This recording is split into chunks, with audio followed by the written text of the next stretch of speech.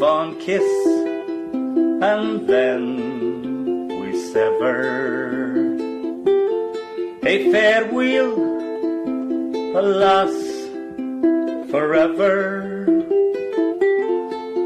Deep in heart-wrung tears I'll pledge thee, warring sighs and groans I'll wage thee.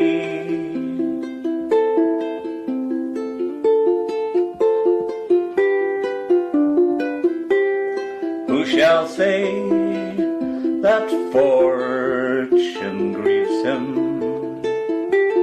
while the star of hope she leaves him? Mean a cheerful twinkle lights me, dark despair around benights me.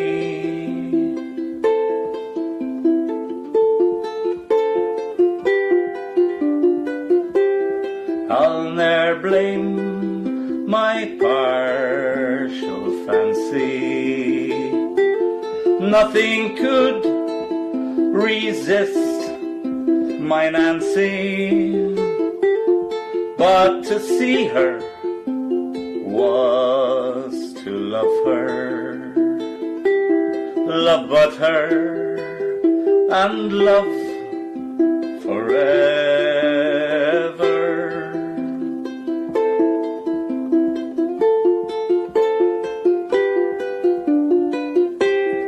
Had we never loved, say blindly, had we never loved, say kindly, never met or never parted, we would ne'er be broken-hearted.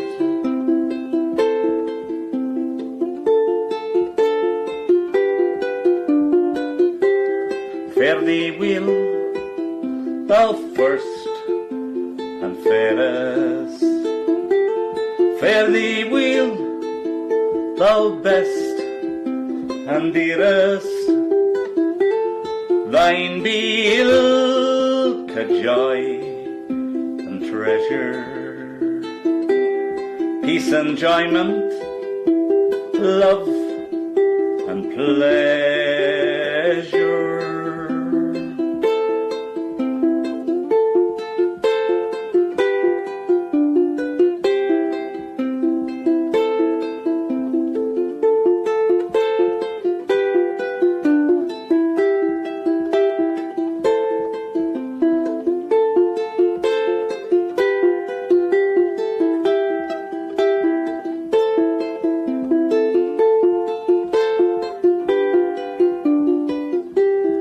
A fond kiss, and then we sever.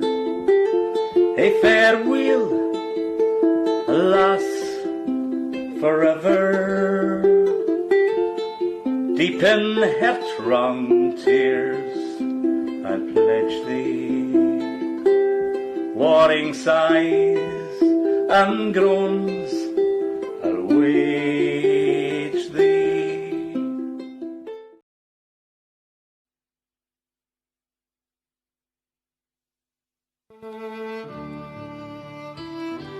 The dark 11th hour draws on and sees us sold to every evil power we fought against of old. Rebellion, rapine, hate, oppression, wrong and greed are loosened to rule our fate by England's act and deed. The faith in which we stand, the laws we made and guard, our honour, lives and land are given for reward.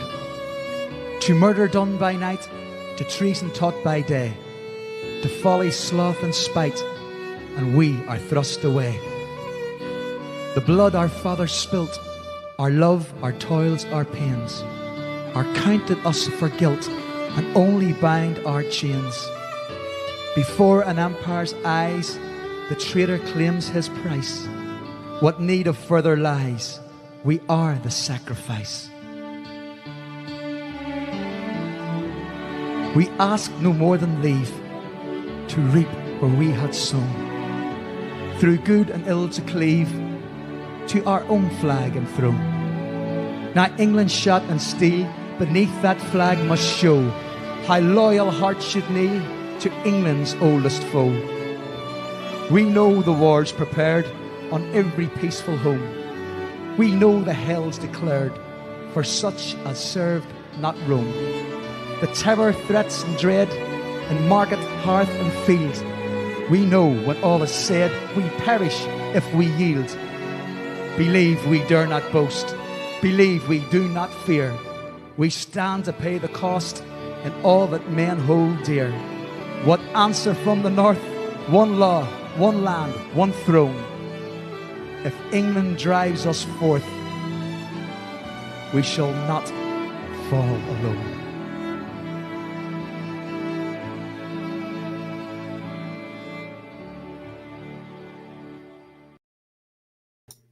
Well, hello and welcome here to another Tuesday evening at Restore Live. And on a Tuesday evening, as you know, we go out live from Scotland. And I'm just basically here to introduce the host of tonight's event. That's a man called David Griffiths. And by now, you know David. And another man that David has with him, he's a man that is no stranger to Northern Ireland. And the reason why I played the Dark 11th Hour this evening is because just like Northern Ireland, Scotland faces the same problems as the people in Northern Ireland. And when we listen to that poem, you know, are we really the sacrifice? In some people's eyes, are they looking to sacrifice our place within this great United Kingdom? Well, tonight, I hope that we learn something from both David and David's guest, a guy called Peter Morris. Peter, I know personally, and Peter is an activist, and he's involved in trying to ensure that Scotland remains part of the United Kingdom. So without any further ado, what I would like to do is I would like to hand you over to David and also his guest, Peter Morris.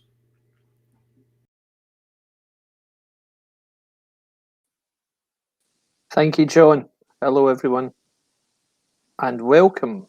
It's my great pleasure to welcome to the show for the first time, Peter Morris. Hello, Peter. Good evening, David. Thanks for having me. No problem. Again. So good to see you, my friend. Good to see you. So I'm pleased to learn that Peter is a familiar face to the listeners and viewers in Northern Ireland. That's excellent. He's certainly a familiar face over here in activism. And what I thought I'd do for this is traditional now, for the benefit of those who maybe don't know you, Pete, could you possibly give just a little brief introduction about yourself, what you've done, and how you came to be involved in activism in Scotland? Yep, I was born Berlin. Father was in the British Army. Wow. Settled in Scotland, lived here till 1999, 2000. Moved over to Northern Ireland. My grandfather had a flute band here, so it was kind of along those lines, involved in the flute band. Didn't really have any understanding of what Britishness and all that sort of stuff was. As a young teenage boy, I just followed the lead. Moved over to Northern Ireland, educated myself on what was happening over there. I felt if you wanted to live there, you had to have a bit of an understanding. And then I came back to Scotland in 2017. And within 6 months of being back in Scotland, looking at the political arena in Scotland, sort of seen a likeness between the SNP and Sinn Féin with the same ideological aims to split up the Union, split up the UK. Absolutely. Much the same as I'm sure you've seen the podcast in which I've participated so far, but it's very similar to me. I had been planning for some time to move back to Scotland, and when I finally did it, just before I moved back, I became very deeply immersed in the Scottish political scene, and I think it's probably some commonality there in terms of the experiences we both had, because it's only when you leave Scotland, when you're sitting outside Scotland, and then you come back, you realise the extent to which the drive for nationalism really has affected the country, and it hasn't affected it in good ways at all. Really, Scotland is almost unrecognisable, certainly from 40 years ago when I was a student in Glasgow, and even from 10 and 20 years ago when I was back in Glasgow working, it really isn't the same place. I don't think it's irrecoverable, Peter, but it's certainly not the welcoming, happily British place that it was. At least at first glance, there are echoes of nationalism everywhere in every facet of life, and it struck me immediately that it was something we had to address and fight. So it's terrific that we've got people like you who are very active, who are involved, and it's testament to the great strength of unionism, for want of a better word, that we have this strength of feeling in Scotland. So it's great to have you on board. So again, for the benefit of the people who maybe don't know you, in terms of the times when you were in Northern Ireland, Peter, you said that you saw some similarities in terms of the Sinn Féin's approach and the SNP's approach. Would you like to just elaborate on that a little? What similarities? Just give me a couple of similarities that you saw.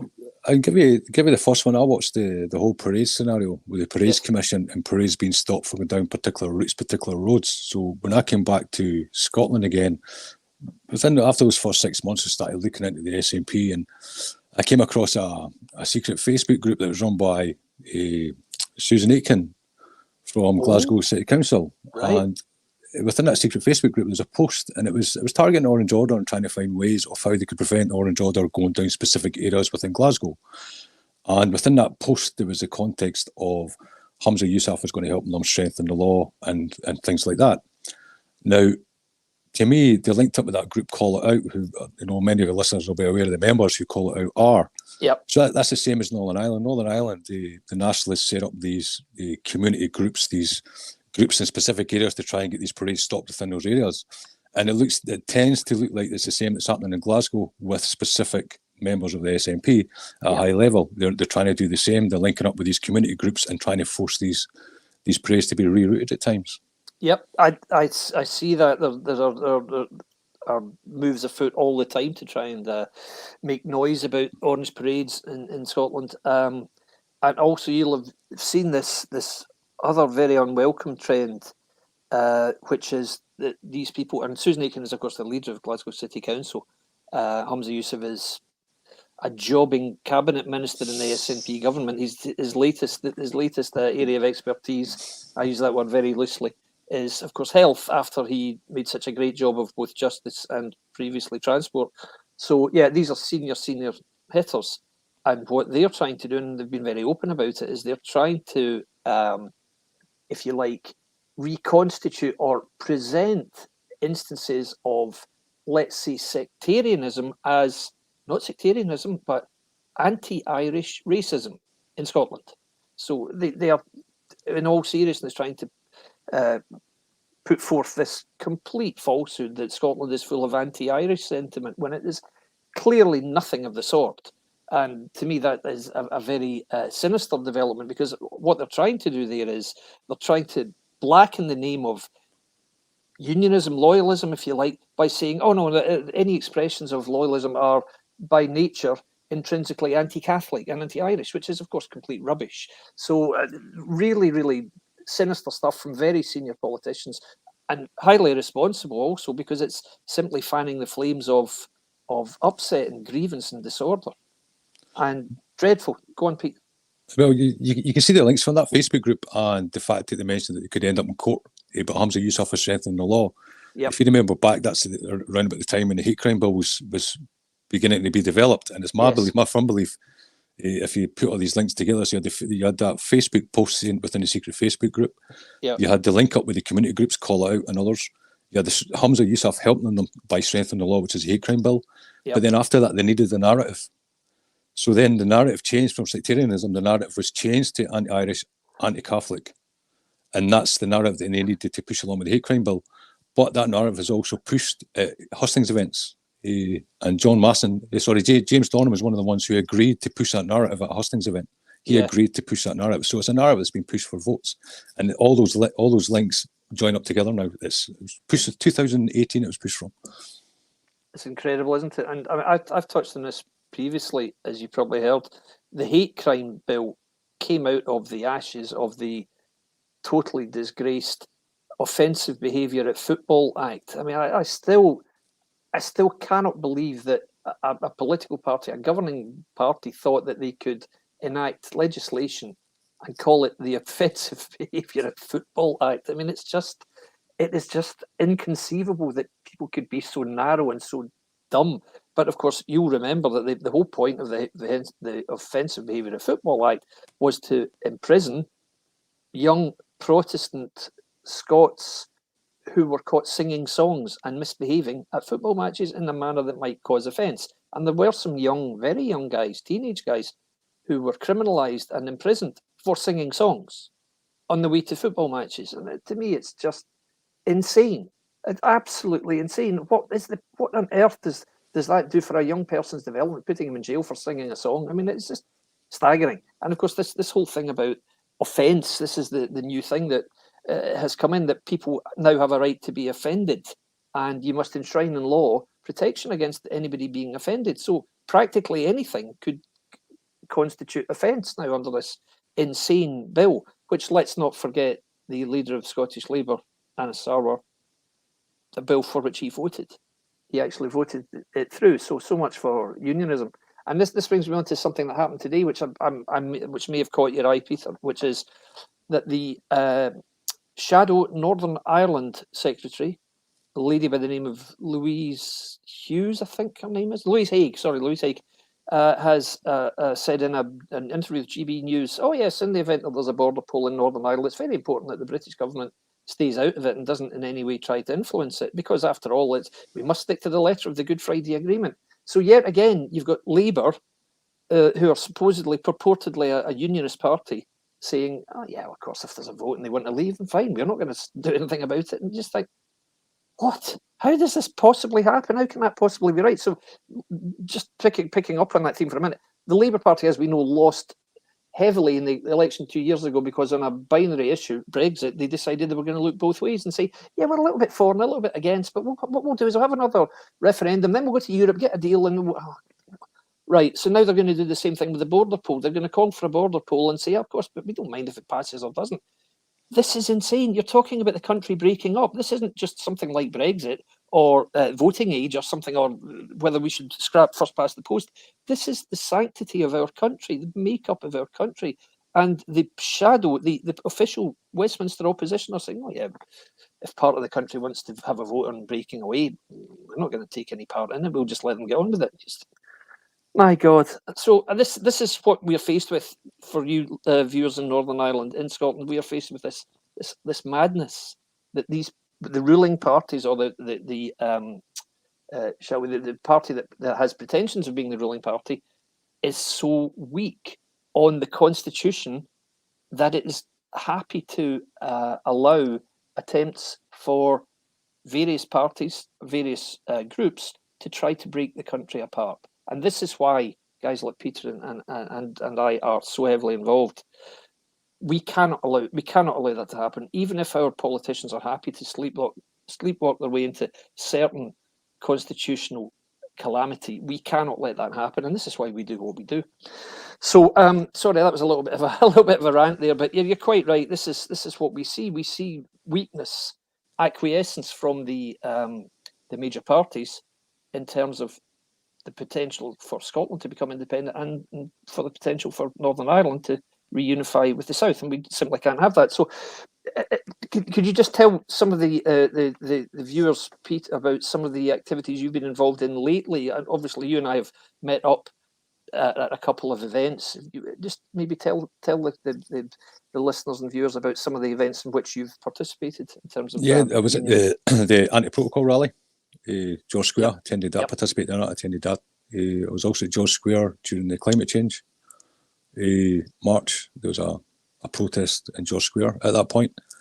I've also attended several SNP branch meetings in my local area over the past few years to challenge them face to face on their view and my view, and how my views never listened to. And I've also participated in an independence march at the front. And one of the first ones I did was Holyrood Parliament itself, the chamber. Yep. I'm conscious that there are a few people making comments here, messages, and it's fantastic to get this interaction. So, would you like to tell the viewers about the time that you were removed from Holyrood? Is that a story you'd like to tell us? Yeah, I went along with a friend, someone I was usually with, and the aim of that day was to maximum impact. Yep. The lead up to that was due to the fact of engaging with local councillors in my area, and they wouldn't engage, they wouldn't speak. I tried to engage with the local MSP from the area. They wouldn't engage, they wouldn't speak, and also tried to engage with the local MP, although I did have a meeting with that MP, but I wasn't happy with some of his answers and the way he was conducting himself. So the next logical step for me was to take it to the First Minister, really. And the only place you can take it to the First Minister would be within Holyrood itself. And based on coming across specific images and newspaper articles linking specific members of the SNP within republicanism, I thought it was a question that had to be asked, why so many of our party were involved within that arena. And I went ahead and that's why I asked her in Holyrood Chamber. Now, yes, we were asked to be removed, but the police could not have been any nicer to us. Very good. Did you suspect there was maybe some sympathy with your cause? I would say so, yes, definitely. On the way out with the policeman, yeah. I'm not going to say too much on a live feed, but yeah. No, I totally get that. Don't worry, that's fine. Don't want you to implicate yourself or anyone else. But this is just to give the those of you who maybe don't know, those of us who maybe don't know you, just an idea of just how committed this gentleman is. I mean, he really is. He's an example to us all, because he genuinely puts his body on the line, so to speak. And the idea, I don't know many other people who'd be bothered going along to SNP council meetings and just to try and ask questions. But it's true, we don't really get engagement with this increasingly detached, remote group to any extent at all. And so the problem we have in Scotland is that you've got this ruling party, which is now backed up by the Greens, who, of course, as we know, are not green at all. That's another story. But they are passing laws and putting forth the notion that they are speaking for the people of Scotland, when they manifestly absolutely do not. They certainly don't represent the views of unionists in Scotland. And there is almost no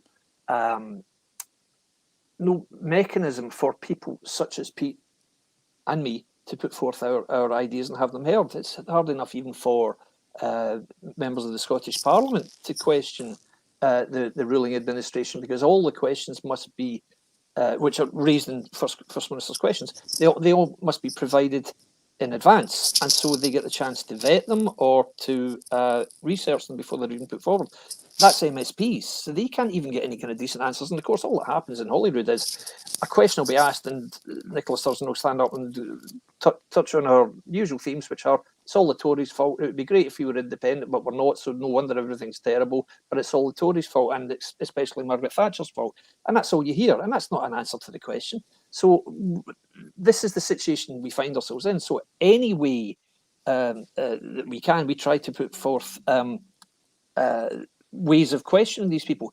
The way that we tend to do it latterly is to try to ridicule them and lampoon them, if you like, which we do on Twitter very effectively by showing up their incompetence and their many errors. A really interesting question has come in, which is from Jackie Boyle. Hello, Jackie. Which party are we for? And it's a very, very interesting question, because at the moment, it's not really a question we could answer very easily, because there aren't really that many parties, I would say, who represent our views. Which party are you for? If you were asked that question, as you've been now, what would you say, Pete? Currently, I have no faith. I mean, if we look at Holyrood at the minute, we're talking about Britishness and unionism. If we look at Holyrood, for example, a lot of people define themselves in Scotland as Scottish. Some define themselves as Scottish and British. I define myself as British. I never hear the term British raised in that Parliament whatsoever.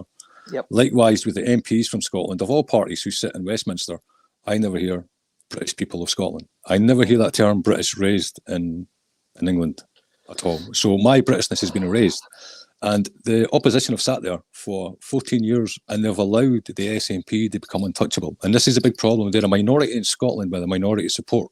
Yep. But they became untouchable. They're unaccountable. And the opposition have sat there and watched that happening. To me, I think they're just happy to sit there and collect their salaries. And that's a big issue for us going forward if that's the case. Absolutely right. I mean, it's such a crucial question, Jackie, and it's a very sensible question to ask. I'm terribly sorry we can't really give you a very conclusive answer, because what party are we for? We'd love to know which party stands for our beliefs. I'm pretty short on answers. We know the Labour Party doesn't. The Labour Party just wants to sit on the fence and say, well, maybe yeah, maybe no, yes and no. I mean, that just ludicrous. Liberal Democrats still think they're fighting the Brexit campaign. They want to rejoin Europe, so they've got nothing to offer at all. You've got the Conservative Party, or the Conservative and Unionist Party, as they're very grandly titled. Now, you would think that the Conservative Party would be the best fit for guys like Pete and me, and it would on the surface. It does seem that way. However, and there is a however here. Increasingly, some of the activities of the Conservative Party are baffling to me. Now, in fairness to them, I'll just say this first, and then you come in, Pete. You'll remember the event over at Holyrood, the Women Won't Wheesht event, which was where a group, particularly of women, many were women from same-sex relationships, stood outside Holyrood and protested as if to say, we will not have our rights as women eroded because of this seeming obsession with giving rights to trans individuals as men who are transitioning from being men to women. And they felt very strongly about this. And in fairness, the only parties MSPs, as you'll remember, who came to actually add their weight to that protest, the only party was the Conservative Party. They were the only party represented there. And in fairness to them, most of their MSPs were visible. They were working the crowd, and I engaged with a couple of them, which was terrific. So you think, okay, that's all quite promising. But then you look forward. This week only, Douglas Ross, the leader of the Scottish Conservatives, has indicated that he has executed a U-turn, and he now backs this idea of drug consumption rooms or shooting galleries where drug addicts can take their illegally acquired drugs along to a supposed safe space and inject intravenously this poison into their veins with clean needles. And that seems to be the only positive aspect of it in an attempt to stop people dying of drug use. Now, to me, that is an unbelievably short-sighted non-solution to a very serious problem. The idea that you're going to say to these desperately ill people who are addicted to this utter life-ending poison, you're saying to them, okay, you go and carry on robbing people to get money to get your drugs, but come along to our little safe space here and you can shoot up in private, and then off you can go and steal some more money. Wait, are we serious? And this is a Conservative Party policy now. I honestly, I don't know even where to begin with that. I couldn't possibly join a party or vote for a party that puts forth that as an idea. If you want to stop drug deaths, try encouraging people not to take drugs, not encourage them to take drugs. I mean, for heaven's sake. But that's just my view. What would you say about that? What's your view on that, Peter? Before I talk about that, I take you back to Holyrood that day, the Women Wheesht protest. Yeah. I don't know if you noticed or not, David, there was another protest after that one, and it was about the possible removal of parental rights, or the state taking control of our kids' rights at schools and stuff. Absolutely. There's another protest after that. Now, what I noticed directly after the Women Won't Wheesht one, yes, the Conservative MSPs were there, and it might sound strange a unionist speaking out against a unionist party, but we have to pick up their faults as well as every other party. Absolutely. But for that children's protest, there was not one of them there. There you go. Now, to me, that makes a point. They're only there for the women's protest because they know that those women are of age to vote, whereas our children don't matter. And that was a big issue for me when I seen that day. And I tried to take a lot of them up on Twitter about it. But I noticed that there was not one of them there for that children's protest or that children's rights protest. Not one of them stayed for that. And that's a big concern for me. Our kids don't matter, but the women do because they're of voting age. In regards to the drug consumption rooms, I agree with you. They're just going to make the dealers rich. That's all that's going to happen. Absolutely. Anything that encourages further use of wholly illegal substances, Class A substances, which are incredibly addictive and incredibly destructive, I cannot, in all conscience, back that. Douglas Ross said the other day, we must try every available option to try and stop these drug deaths. I couldn't agree more, Douglas. Well, let's start with replacing the health secretary, because that's an available option. So why don't you bring forth a vote of no confidence in the man who's presided over the latest round of these appalling drug deaths? But no. Douglas's idea is, I know, let's go along and open up shooting gallery. I'm furious with this, to be honest. Brian Higginson, and we're going to do this. We're going to incorporate as many live questions as we can tonight. Who are the most prominent pro-British groups in Scotland standing up for British unionism in Scotland? I know what I think. What do you think, Pete? What would you say to that? Pro-British groups, well, we've got the unions clubs set up throughout Scotland. Yep. They're a good focal point to start with, a good base there. And there's a few other like-minded groups who are also sitting in the background, unionist groups, various loyal orders. They're all coming together within the unionist clubs, and it's a good sight to see. I think the majority is awakening for sure in Scotland. We just need to keep that momentum going and build it. Definitely, I would agree with that. I think the unionist clubs, it has been a terrific idea. I had disagreements with the way that the unionist clubs approached the last election, which they know because I had very good engagement with them. We are now, in terms of, I am now very much on board with the unionist clubs in relation to trying to shape their political strategy moving forward, because they are a terrific gathering mechanism, and it's clear that there is a demand for something to happen in Scotland in terms of formulation of a group which can represent the views of pro-union voters and people, because Peter is exactly right. Those who seek to break us apart are very much the minority. They may win the most seats in elections, and they do. I wouldn't pretend that they don't, but they get the most votes because they represent a coalition. It is not the Scottish National Party of old. And this is a point I've made probably on all of these podcasts, and I'll continue to make it. The Scottish National Party is in itself a coalition of disparate strands, disparate views, very different views, held together by one common aim, and that is breaking up the United Kingdom.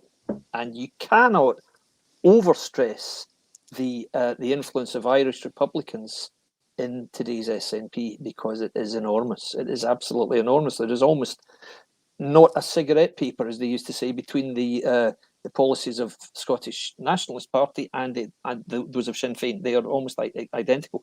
They both seek a return to the EU. They both seek Scotland leaving the UK and Northern Ireland reunifying with the Republic of Ireland. And it's appalling, absolutely appalling. So any group that can come together to try to coalesce around this, what we believe is the key message, which is no to nationalism, no to the breakup of the UK, has to be applauded and encouraged. And that's why Pete and I are both very much involved with a lot of this activity in the background.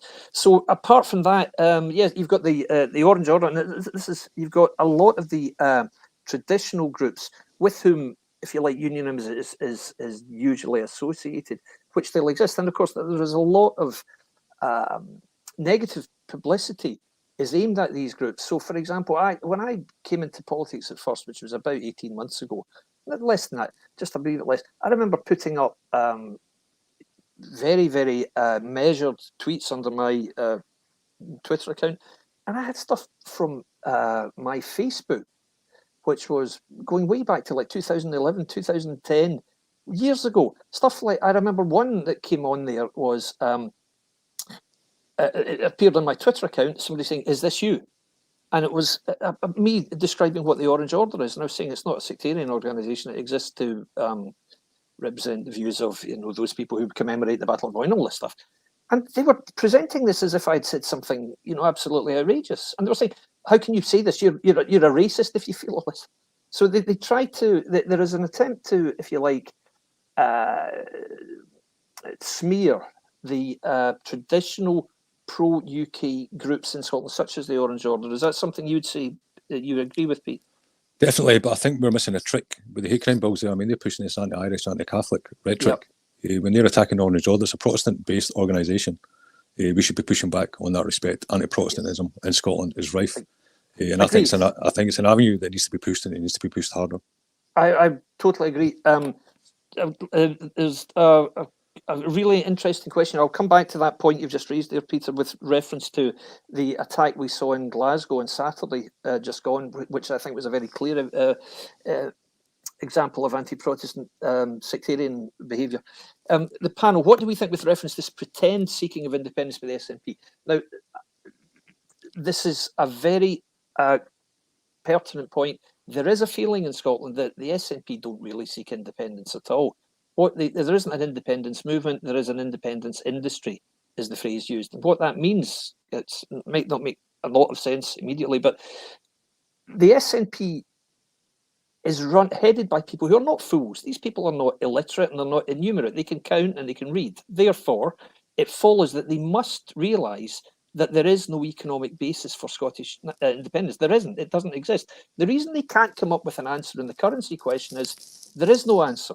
No modern economy in the post-industrial age, certainly, has ever willingly given up membership of a large, successful union to start a successful new currency of its own. It doesn't happen. It's next to impossible, particularly in the post-COVID landscape, where industries have been crippled, industries have been, their output has been reduced massively, and there is almost no GDP levels are way below what they used to be. Now, I mention that because to get into the European Union, you have to have your deficit, which is the difference between what you raise in taxes and what you spend in public spending. That deficit, because there is a deficit in Scotland, a very real deficit, cannot be any more than 3% of your entire GDP if you want to be considered for EU membership. And Scotland's is running at about 22% currently. So there is no chance of independence happening right now. There won't be a referendum anytime soon, not at all. There's no need for there to be one. There is no mandate for one, because as I've said, and I will continue to say, in 2014, the people of Scotland elected in a very clear mandate to remain in the UK. 2 years later, the people of the UK, including Scotland, voted to leave the EU. That's it. We've had those votes. You can't now say, but we wanted to stay in Europe, so we're leaving. Well, you've already said you want to stay, so you are staying, and that's it. There will be no second independence referendum. Therefore, there is no independence aim. There is no plausible path to independence right now. The economic case doesn't exist. Scotland would be immeasurably poorer. The people of Scotland would be immeasurably poorer overnight if Scotland became independent, and that is impossible to refute, because it's true. It's absolutely true. So yes, there is a feeling that this drive for independence is simply taking the electors up the hill like the Grand Old Duke of York, just to bring them back down again, and then back up again we go, and back down we go.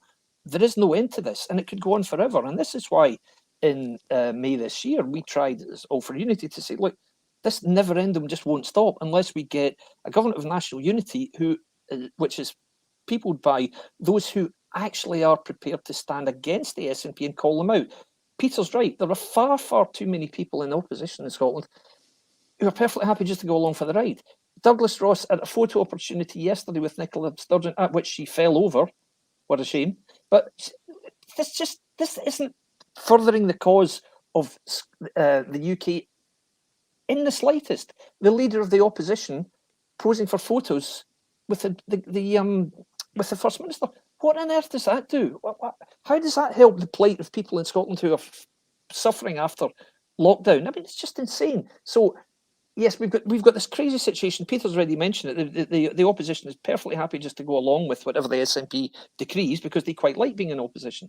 We go back to 6 months ago, and all the Conservative candidates were saying, vote for me twice, not once, but twice, because I might not get in the first time, and I've got to get in because I deserve it, because I'm a Conservative. So you must vote for me twice. I mean, this is ludicrous. How on earth can people fall for this nonsense?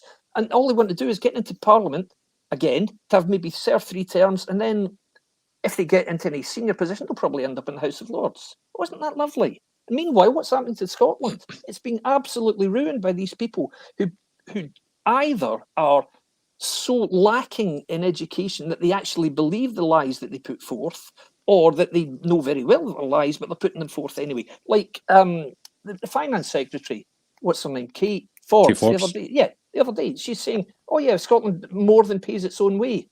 Excuse me? Scotland doesn't even come close to paying its own way. That's a total, it's a lie. This is why we've coined the phrase Katie lied, like the famous album.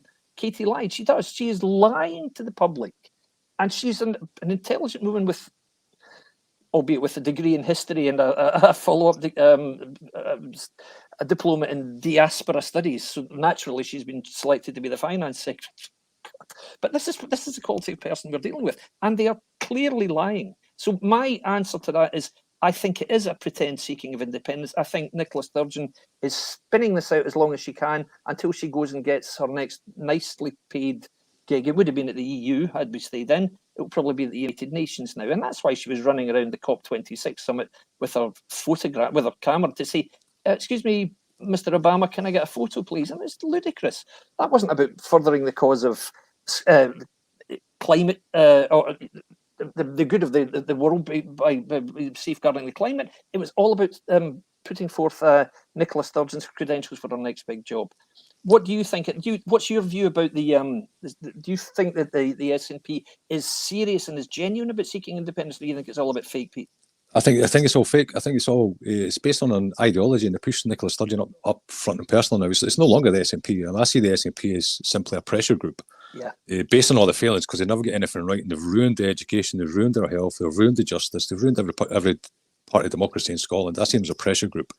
But Nicola Sturgeon is the pin-up woman, so to speak, for the SNP. Everything's focused on her, but there's never any accountability. 10,000 drug deaths, not one job lost.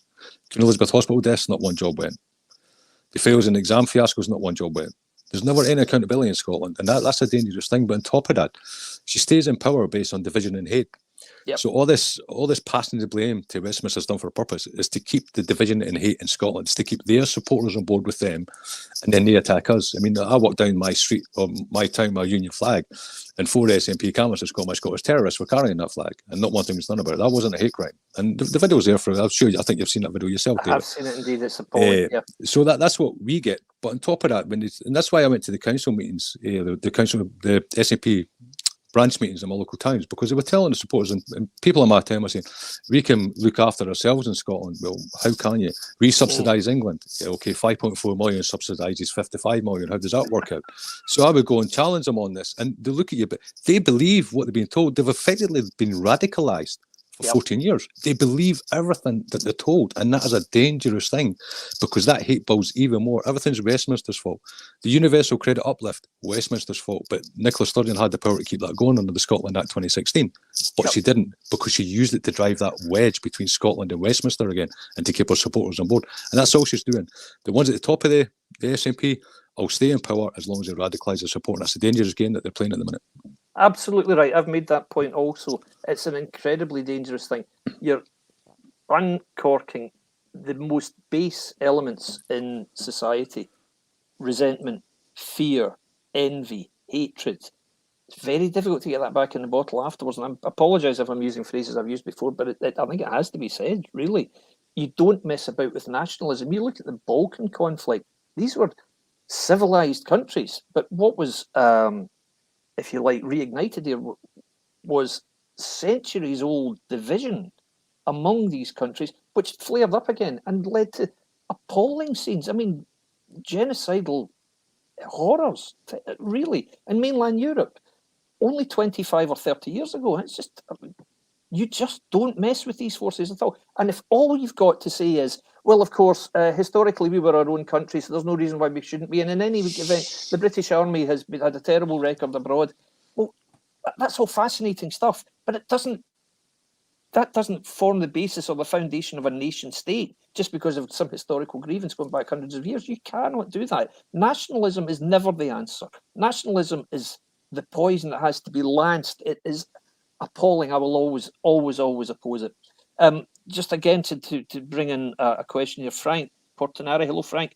Has there been any interest in England with regard to unionist clubs? I know there's been some discussion about opening clubs, unionist clubs in England, but I'm not sure I know where that stands at the moment. Do you have any knowledge of that, Pete, at all? I've no knowledge of it whatsoever. None at all. No problem. That's cool. Okay, I know. I speak to members of the Unionist Club Exec Committee, and I know that there has been discussion about this. So, Frank, let me take that as an action to come back to you and check with my my contacts there. But I know it has been discussed. But there are Unionist clubs springing up, more and more of them, and I know there's a big recruitment drive, because I think it's important that the Unionist clubs become a movement in their own right and a political movement, so that I know that one of the ideas is to present this block of people to say you can't ignore the views of these people. You have to. This is I'm talking political purposes. You have to take on board the views of these people, and the views of these people will not change. We are adamant that Scotland must remain part of the UK.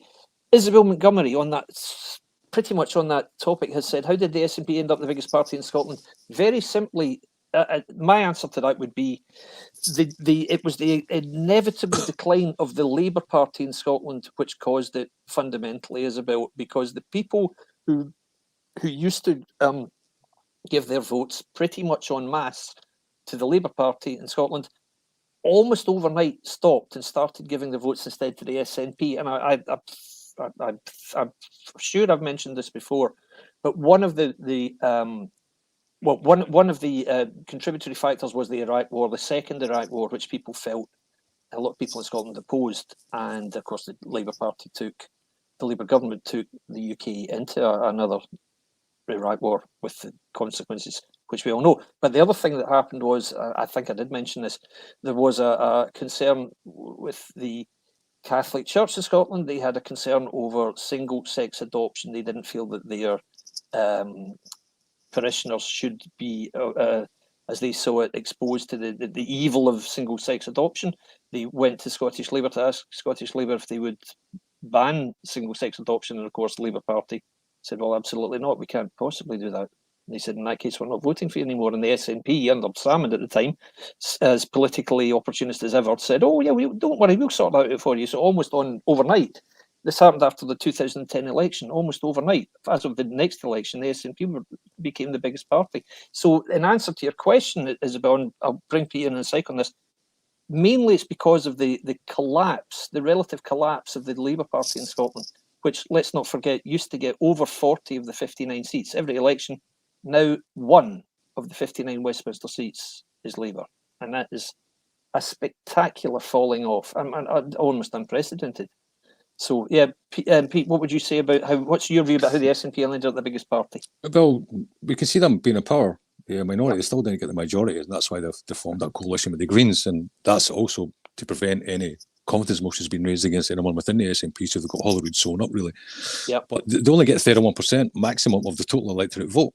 That's right. They're not a majority. The other 69% vote is split between the other parties, and that's a big problem here. And it's if you look over at Northern Ireland as well, I mean, you've got your extreme nationalists who will always vote Sinn Féin, so they'll get that big nationalist vote, whereas the unionist vote is split between the parties over there as well. So it's a similar situation here and over there, but they are a minority here. They only get about 31% maximum of the total electorate. That's true. The huge frustration, that's 31% of the entire electorate. Of the votes cast, they get almost 50, over 40%. The problem is you've got the three big pro-UK supposedly parties splitting the other 55%. And of course, 45 is always going to be bigger than 55 divided by 3. That's the way of it. But as I keep saying, the only way you can stop a coalition on a single issue, independence, is with a coalition. The situation in Scotland, the electoral situation, will never change unless the main parties work together or it'll stand down. Anyway, Eleanor Little with a very pertinent question. Did you read that Nicola has given up on the oil revenue being a goer? You did. Nicola Sturgeon has, for the first time recently, expressed her personal opposition to the Cambo, the new oil field being explored in the North Sea. The reason for this, Eleanor, is, as you'll know, the Scottish Nationalist Party has said for decades, it's Scotland's oil revenues will keep us going, oil revenues will fund Scotland. Latterly, of course,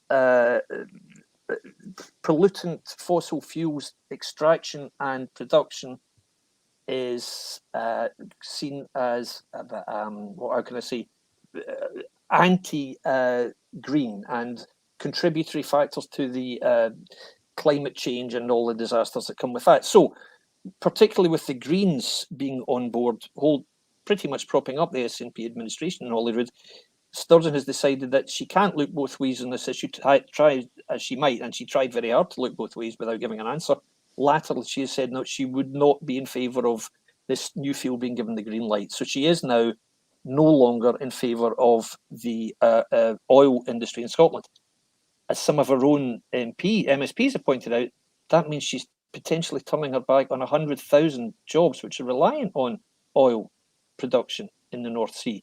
Now, you can't just say in a country, an economy as small as Scotland's, 100,000 jobs, yeah, that's fine. They'll get other jobs. They'll get jobs in renewables. What, 100,000 of them? That will be the day. I've seen in the past a union in Scotland has said making comments like that people can be retrained to work in other industries is the equivalent of saying you can go and get a job in Brigadoon.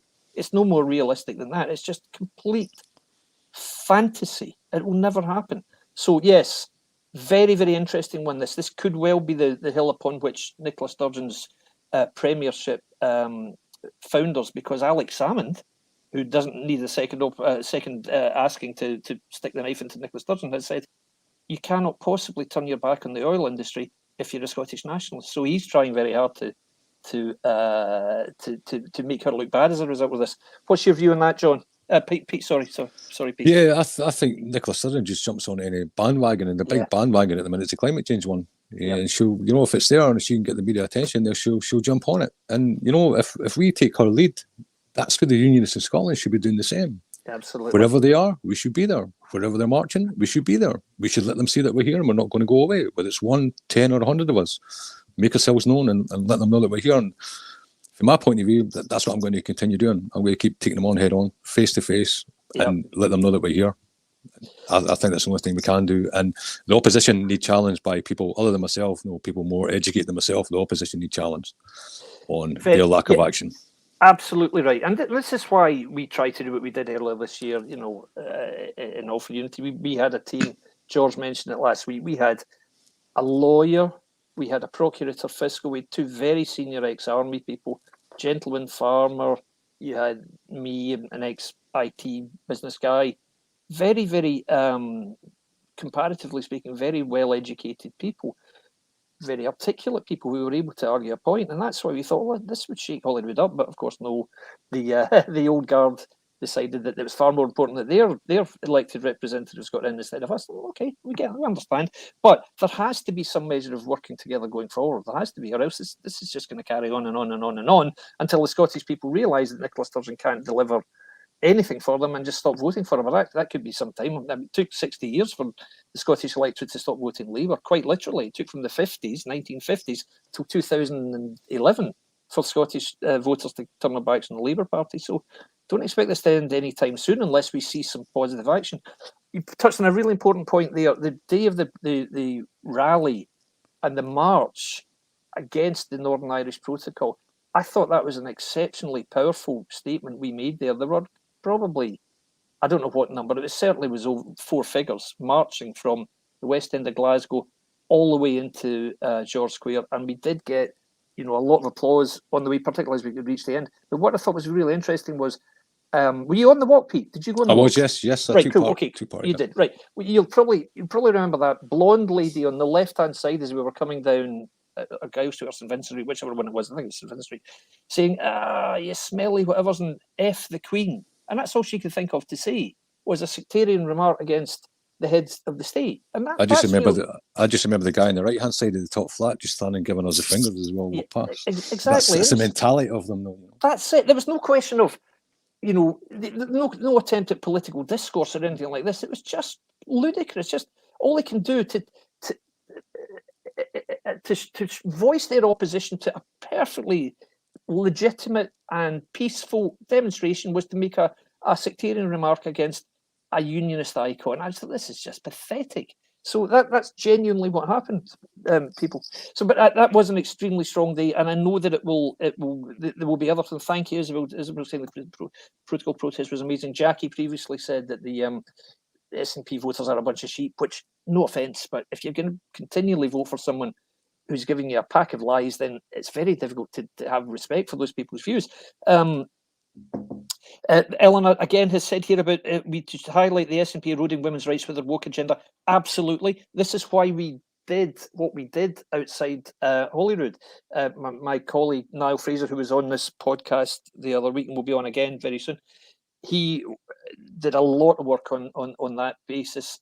Pete and I, we were there also. We feel very strongly that the rights of women cannot be eroded and cannot be threatened because of the seeming mania with trans rights. It's the most bizarre thing, really. I mean, I'm all for the rights of people who are transitioning from one sex to another, absolutely. But you cannot have those rights stampeding all over the rights of women. It just seems, I can't believe I'm having to say that, to be honest. And the idea that someone as talented and as pro-independence as Joanna Cherry, QC, is now being targeted and effectively ostracised by the SNP because Joanna Cherry, who is lesbian, incidentally, is pro-women's rights. Since when did being pro-women's rights become anti-fashion? It's insane, absolutely insane. So yes, we will absolutely continue to highlight this lunacy of the SNP. Is there anything coming up that you would like to share with the group, the viewers, Pete? Anything that's happening in the next little while that you're aware of? Not that I'm aware of, although I'd imagine there'd be some form of protest in the pipeline somewhere. Definitely. Yeah, there's a couple of I mean, there's a couple of things. I mean, we talked about other groups. There's another podcast which I've been invited to participate in, which is by The Majority, which is like, if you like, it's almost an alternative media source, and terrific couple run it, Mark and Mary Devlin, who were colleagues of mine. Mary was in May, and look out for that because they are a real pressure group, and they're extremely good at taking the fight on social media and media itself to the SNP. So watch out for that. There's another group who've invited me to an event at which Willie Rennie is speaking. I forget what they're called, Future Scotland or something, but I'm very keen on getting involved in that. I just want to go to any of these events, and you know me, as soon as I start talking about it, I just can't stop. So I might as well. But it's important that we make this meaningful, that we actually provide some value in all that we're doing. Pete here has been very, very active on other topics as well in the past. He's really talking his part. We need a little modesty, but he's a terrific, a real activist, and he's a guy who genuinely believes what he says. And you know, I'm thrilled and delighted to have him on board with this initiative. And generally, it's, you know, I don't say that lightly. I absolutely mean it. And so keep watching this platform, guys. We'd like to push this out further. We'd like to get this as wide a listenership, a viewing numbers as we can, because it's vital that we get this message across and we make people understand that not only does this sentiment exist in Scotland, but it will not be silenced. We will not be silenced. It's not gonna. We're not going to let this country of ours, this wonderful country, and I mean the United Kingdom, be torn apart by those who frankly have nothing to offer except resentment and hatred. Are we seriously forgetting what happened only 70 or 75 years ago on mainland Europe? The carnage that was unleashed in the world because of a group of people who decided that they wanted to rewrite history and refight old battles, and who called themselves nationalist socialists, which is exactly what the SNP calls themselves. Nationalism is evil. As Einstein said, it's the measles of mankind. It is utterly reprehensible, and we will fight it wherever we can, be that in Northern Ireland or in Scotland. There is no need for nationalism when it's simply a mechanism to express resentment and unhappiness and dissatisfaction. It's destructive, it's corrosive, and it will never, ever, ever be allowed to triumph. So there you go. There's my little mission statement. So we're going to wrap up shortly. So if there are any more questions, fire them in now, and I'll let Pete get on. But anything, just give us a little, give us your thoughts as we bring this to your first participation to a close, Peter. Anything you'd like to tell us? No, I just think, we need to all stick together, come together. We need to sit around the table, have discussions, form a strategy, and then we forward for unionism in Scotland. Me, for my part, I'll do my part. I'll be on the streets. That's where I feel best placed. And I'll continue to do that. Good man. And the one point I always make, and I come back to this because it's important, I think, that we stress this.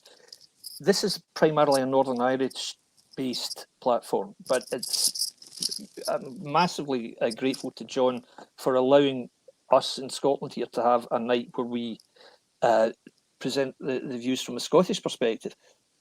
What I'm very keen on doing is, if you like, cross-pollination of efforts in Northern Ireland, Scotland, England and Wales, because this is thank you, Dave Allen, thank you very much, and thanks everybody for thanking us. This is a country, And my aim, as I was asked the first, what do I aim? What am I trying to get? What was my wish for the UK? Is to restore pride in the UK. Absolutely that, and also to get away from this feeling that we are a union, which is somehow optional. We're a country. The union took place decades, hundreds of years ago. We're not a union anymore. We're a country. You don't break up a country just because that country used to be some other countries. You don't do that, guys. You don't do that. If there's an absolutely overwhelming mandate based on some historical sense of wrong, you might have an idea, you might have a point, but even then, you don't break up a country because of that. You can't do this. So we have got to stress the fact that the United Kingdom of Great Britain, that's the three countries on the largest landmass, England, Scotland and Wales, and Northern Ireland, that's the country. That is what we are. That's what we're going to remain. That's not going to change. We're not going to let disaffected people with a grudge say, you know what, I think Scotland should have been an independent country for the last 300 years. So I tell you what, why don't we just break away? No, how about we just don't? How's that? So absolutely, get the message across. Never let the message be weakened or diluted.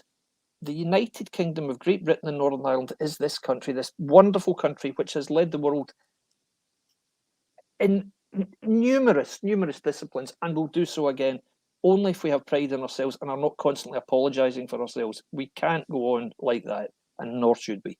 So that would be my little wrap up. It was fantastic to have you on tonight, Pete. Thanks for having me, David. No problem at all. And I will invite you again when more stuff happens. In the coming weeks, there will be one person who will be coming on in the coming weeks who is very keen on talking on the one subject Pete raised, which is children, the young. It's very important that we refocus on young people because they're being targeted like you wouldn't believe. A school in my area of North Ayrshire, an academy there, a senior school, had Ross Greer and Kenneth Gibson, two local MSPs, along talking to the children. Where were all the pro-UK MSPs talking to the children? Apparently they were all invited, but none of them turned up. Is that because the invite wasn't there, or is it because they couldn't be bothered? And what's the net result? A Green MSP and an SNP MSP are along talking to the nation's children. That's not right. We've got to do better than this, guys. And Pete's absolutely right. Our elected representatives, our opposition, anti-nationalist MSPs and MPs have got to do a hell of a lot better, because right now they're not impressing us. And that's why, an answer to a very simple question, which party do you vote for, would you back? I'm not sure I can answer it, because right now I wouldn't back any of them. So that's where we are, and it's got to change. And we will ensure that it does change. These people are going to listen to us. Believe me, they're going to listen, because we will make such a clamour that they can't even have the opportunity to ignore us. And that's where I am. So thank you everybody for your input. It's great. I really enjoy the live interaction. And Pete, I can't thank you enough for coming on. And as you say, thank you. Pete has said, I'm not educated. Load of nonsense. This guy is a crucial part of what we do in Scotland. And it's not about how well educated you are. It's simply about, do you have the passion for it? Do you have the heart for it? And this man has it in spades. So much respect. Thanks, David. Good night. Okay, no problem at all. Right, I shall leave you all now, everyone. Thank you all very much, and look out for us again, same time next week. And please tell your friends to watch the show. Thanks all, and speak soon. Bye-bye, guys and girls. Bye-bye. There are any number of issues in Scotland that need addressing. Health, education, drug deaths, the economy, but all of those are taking a back seat at this conference to one issue above all else, and that's an independence referendum. Scotland doesn't want a Boris Johnson government. It doesn't want to leave the European Union, and it wants to be able to determine its own future, whatever that future turns out to be. And this idea that the Tories can just say no and sort of imprison Scotland in a union against its will, I just don't think will hold. Independence is what the SNP is all about, and Nicola Sturgeon is expected to reinforce that massively at this conference. There will be no chance for people who are against the First Minister's policies to get a hearing.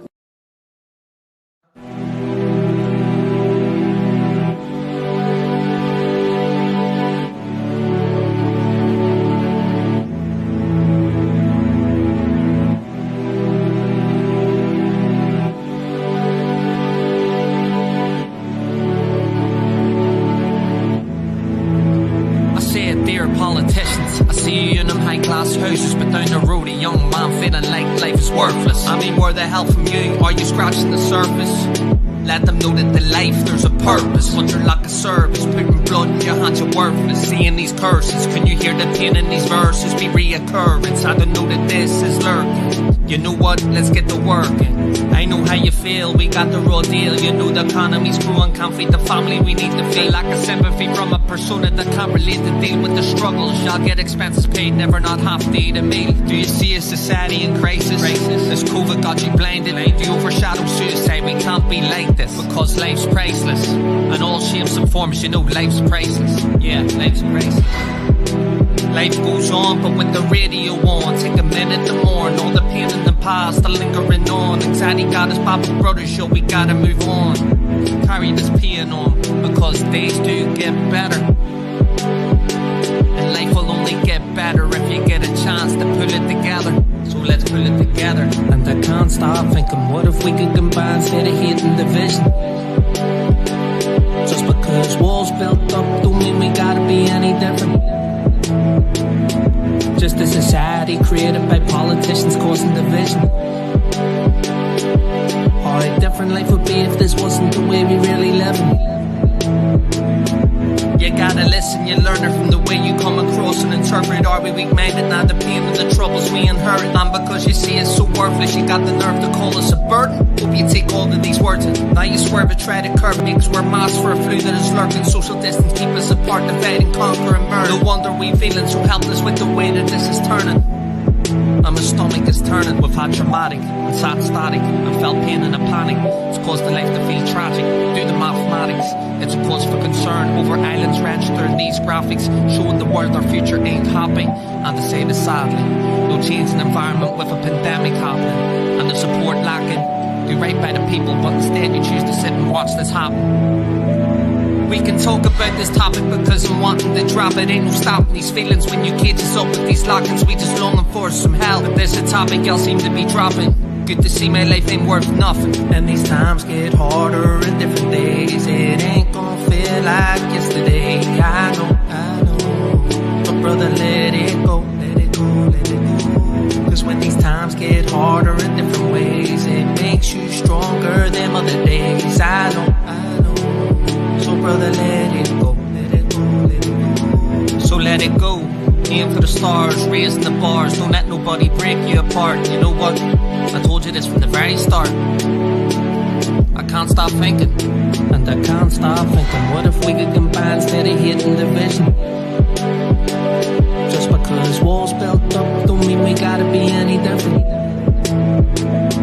Just a society created by politicians causing division. How different life would be if this wasn't the way we really live.